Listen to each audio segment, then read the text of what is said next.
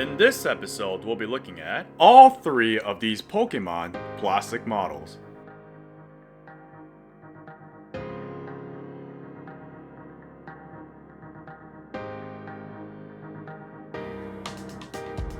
Hey guys, this is EA Splits from Plamo Build Report. I hope everybody is safe and well.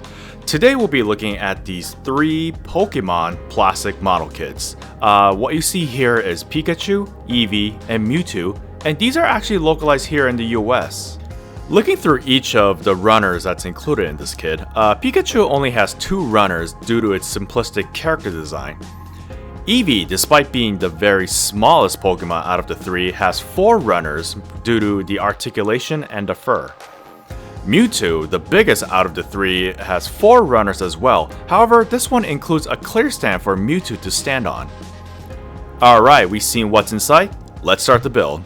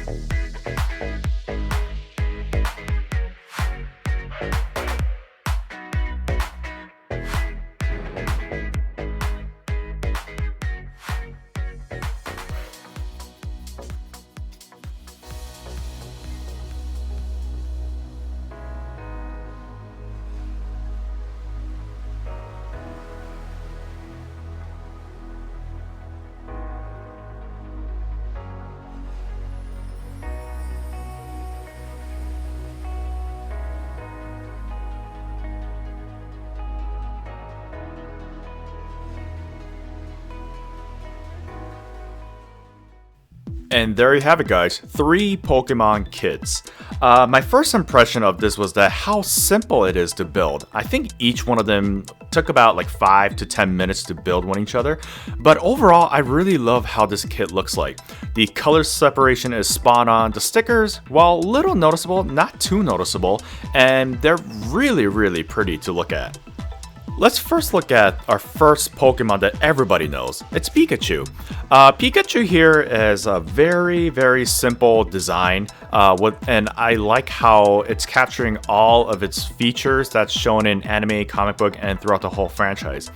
As for the articulation, Pikachu doesn't have that much articulation. You can see the arms only could go up to its chest, and the other articulation that you can see here is going to be the tail.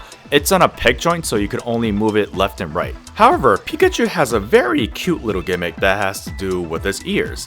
Now, the ear is connected to the head rotation, so whenever Pikachu rotates his head left or right, then the ear moves corresponding to where Pikachu is facing.